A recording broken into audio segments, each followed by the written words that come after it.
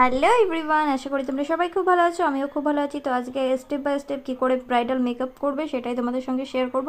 তো প্রথমেই একটা প্রি প্লাস ফিক্সারের একটা ম্যাকের স্প্রে নিয়ে নিলাম। তো ওটা ভালো করে মুখে অ্যাপ্লাই করে নিয়ে ভালো করে হাত দিয়ে ব্লেন্ড করে নিয়েছি। তো আমি হাত দিয়ে সব প্রোডাক্টকে অ্যাপ্লাই করি ভালো করে, যাতে ফেসে খুব সুন্দর করে বসে যায়। তো ব্রাশে বা কোনো বিউটি ব্লেন্ডারে যতটা প্রোডাক্ট দিয়ে ইউজ করা হয় তো সেটাকেই বেশি টেনে নেয়।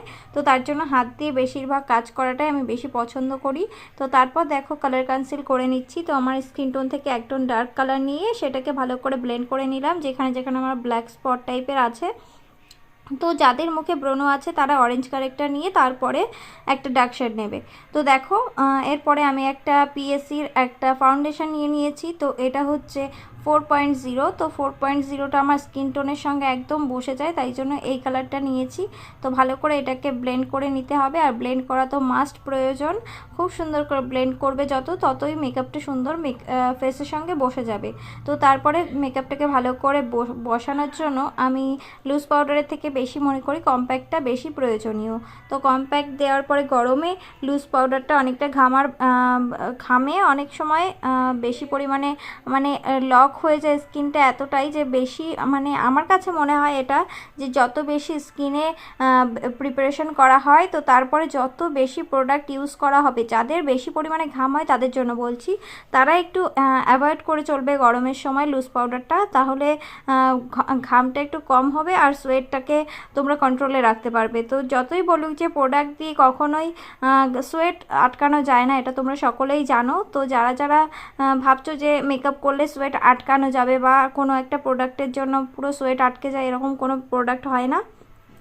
তো ওটা সিমেন্ট দ্বারাই সম্ভব। তো এমনি প্রোডাক্ট দিয়ে কোনো দিনও সম্ভব না সোয়েট পুরো আটকানো। তো তোমাদের জানা থাকলে আমাকে অবশ্যই সাজেশান দিও যে কী করে সোয়েটটাকে আটকানো যায় গরমে। তো দেখো তারপরে আমি একটা আইব্রোটাকে ভালো করে ড্র করে নিয়ে একটা ব্ল্যাক স্মোকি আই করব, কারণ আজকে একটা গর্জিয়াস শাড়ি পরবো, তার সঙ্গে একটা ব্ল্যাক স্মোকি আই, তার সঙ্গে নিউড লিপস খুব ভালো লাগবে। তো দেখো প্রথমে ব্রাউন কালার দিয়ে ভালো করে হালকা ব্রাউনটাকে দিয়ে ভালো করে স্মাচ করে নিয়ে তারপর ডিপ ব্রাউন, ও তারপরে আমি ব্ল্যাক কাজল পরে নিয়ে তারপর ব্ল্যাকটাকে দিয়ে স্মাচ করে নেব।